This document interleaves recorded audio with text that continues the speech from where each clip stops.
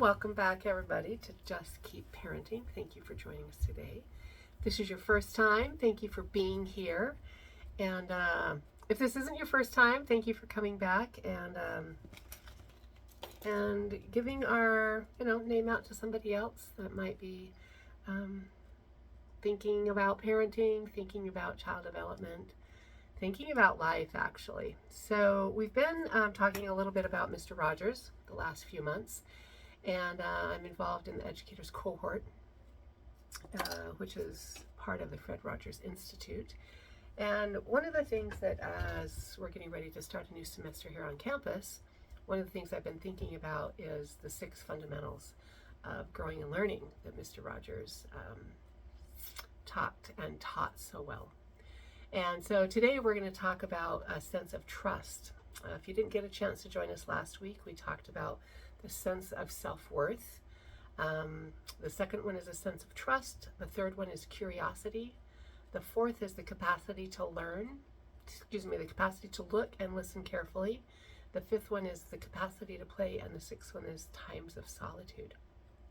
So we're going to kind of dive into a sense of trust today. And one of the things that I love, the Fred Rogers Institute has put out a PDF just on these things, and you can access it at the Fred Rogers Institute.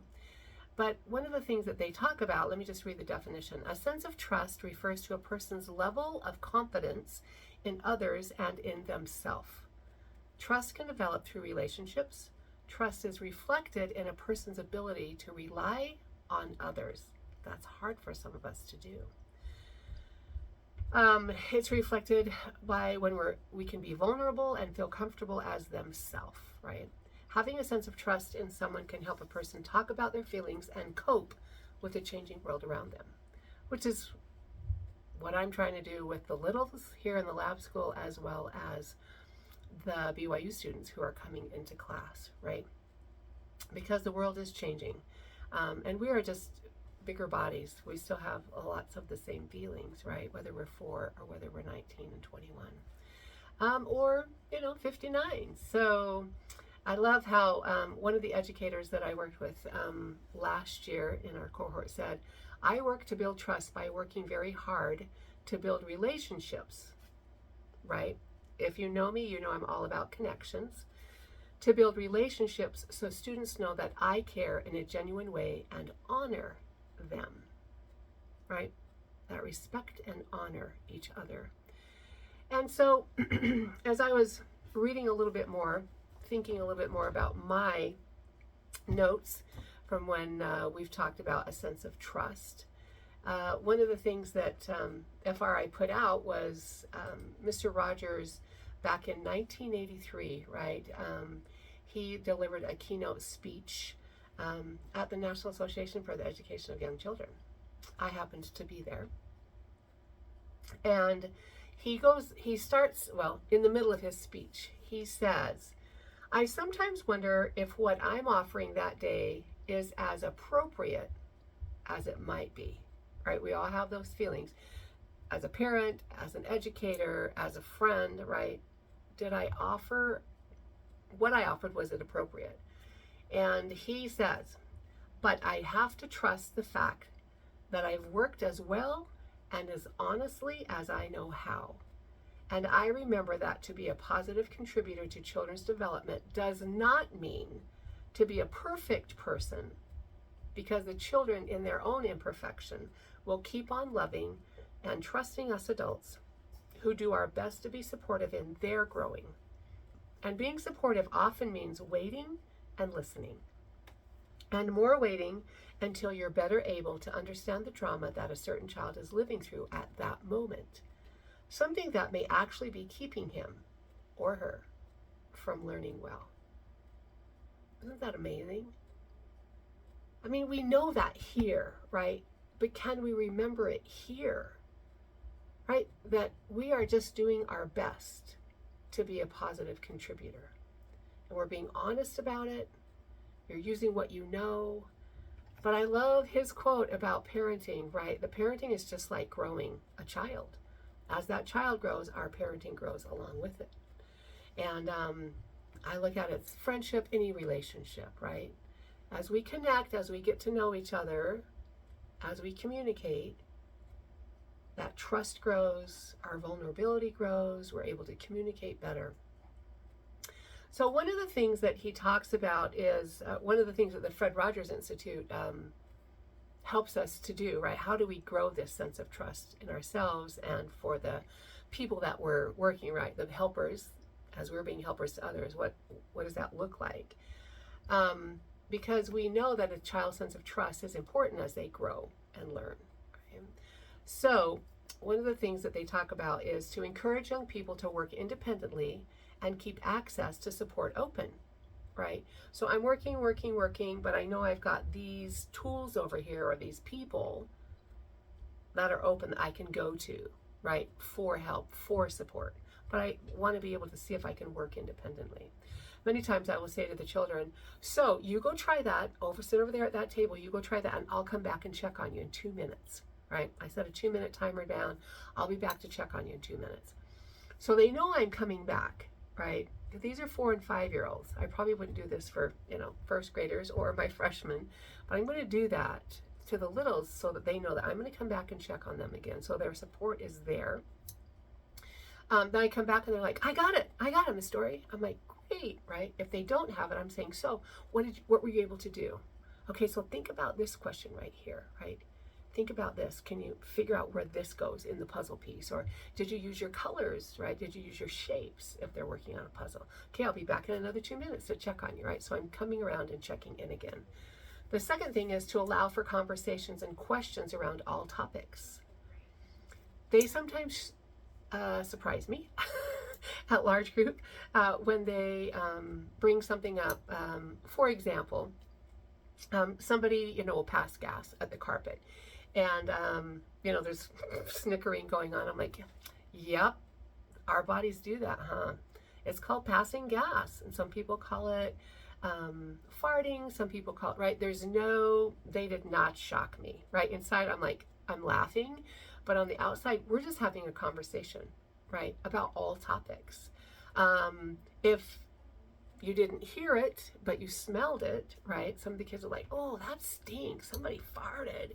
And I'm like, yep, that's what our bodies do, right? And so usually when our body does that, that's telling us that we need to go to the bathroom. So if you feel like your stomach hurts, or if you feel like, you have gas that stinks, your body's telling you need to go to the bathroom, right? So we make everything normal, right? We normalize it as we allow for conversations and questions. The third thing that the Fred Rogers Institute talks about is building routines and create consistency in children's days.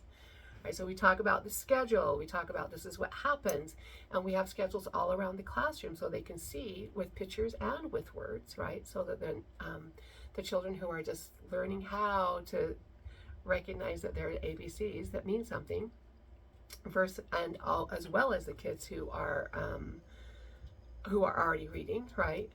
We have the words and the pictures for them, but we are creating that consistency, right, in children's days. Not always does it go like that, and we talk about it. Boys and girls, we've been talking about our plan A is this, but sometimes we have plan B and sometimes we have plan C. The kids will say, Miss Story, sometimes at my house we have to have plan Z, right? And so helping them recognize that there is room for change, right? There is room for inconsistency, but can we have a consistent and then have that be the non-consistent? The fourth one is to talk together about what to expect when facing something new. Right? The question of the day, the very first day coming in is, are you feeling nerve-sided today? And the kids are like, nerve-sided? I'm like, yeah, that's what I'm feeling, right? I'm a little nervous. I'm a little excited about the new day, right? I talk about it with my freshmen, sophomore, and juniors in class too. How you feeling today, folks? I'm feeling a little nerve-sided, right? I've never met you before, right? So being able to talk together about what might happen. We're experiencing something new. We have lots of play items, right, in dramatic play, so that as the kids go to get their kindergarten shots, they have played with that. This might happen when you go to the doctor. You might have to get some shots, right? Sometimes the doctor opens and says, say, what's he looking at, right? When you go to the eye doctor, when you go to the dentist, right? So we role play those situations so they can know what to expect when facing something new. The next one is to apologize when you say or do something that hurts somebody, right? As that adult in their life, right? I am so sorry. I just totally stepped on your foot. I didn't even see it there. I'm so sorry. Can I do something to help you? I'm sure that hurt, right? So helping them see that that's a part of who you are as a human. The next one is to offer choices that let children make their own decisions about their time and body, right? There are some things that are not choices when we are littles, right? Running out in the street, doing those things, right? But can we, within their developmental box, can we offer choices, right, that let them make their own decisions, right? Setting out clothes, right? Being able to say, what do you want to wear tomorrow? Looks like it's going to be sunny tomorrow, so do you want to wear something that's really hot, or do you want to wear something that's kind of, not so hot, but helping them to make decisions about that, right? So today's bath day, and so are you going to take a bath in the morning? Are you going to take it at night? Are you going to take it after dinner, right? So you set up the time, but they still have that choice to be able to make their decisions, right, about their time and their body. I was visiting with a niece the other day about her 3 little boys, and one of them was saying that they didn't want to, they were coming home and they were tired, right? And I said, well, can you have some quiet time? And she's like, well, I don't know if, that's going to work. And I'm like, well, it doesn't have to be nap time. It doesn't have to be, right? But within your boundaries, right, as the parent, can they still have choices within that? And so thinking that through, and sometimes just visiting with another parent, an educator, somebody that's a helper, right, can help you figure that out. The next one is to give young people freedom to learn about their own strengths and limits. I was visiting in the booth this week with a parent, and she's like, he's just so, he just thinks he's the smartest thing that ever came alive. And I said, well, he is when it comes to this and this and this. He is very gifted in that. And she said, yeah, but he thinks that is just, so part of that is his age, right? He's egocentric. It'll kind of start to map out a little bit later. She said, well, what do I do in the meantime? And I said, you start to talk about your strengths and your limits, right? And your husband's, and recognize that they're different. And you talk about that. And it's okay to talk about that. Mommy's not very good at this. Daddy sure is good at this, right? Or being able to have those conversations so he can start to hear, oh yeah, I am better at this, but I'm not so good at this, right? He's better at this than I am. So having those conversations within their hearing, while they're with you, will be helpful. Believe in yourself and the decisions that you make, right? Sometimes we get into that negative self-talk where we're like, oh, I'm so dumb. I just can't believe I didn't even do this. Well, little ears are hearing us say those things, right? But if you believe in, if you talk to yourself and say, you know what, I can do hard things. This was hard for me. I didn't do it very well this time. I'm going to try it again. I'm going to do this, right? We're not very good at that overt teaching of helping our children see that this is something that's hard for me. Usually I just deal with it inside. But if we can start to put that stuff outside so that our kids hear it, right? Whether we're teaching, whether we're parenting, it's so good for them to hear what's going on here, out here. The next one is to meet children where they are, to foster relationships. So, we can't, there's this continuum, and we can't expect all children to be at the same place. We don't expect that with development, and so we shouldn't expect that when it comes to that relationship. So being able to observe, where are they, meeting them there and giving them the tools and the resources, right? The conversations, the books, reading, whatever it is, to be able to help them move to the next step in having a relationship with somebody. The next one is to find common ground with others in conversation, right? It goes back to that connection, right? Me too, right? What is common with us?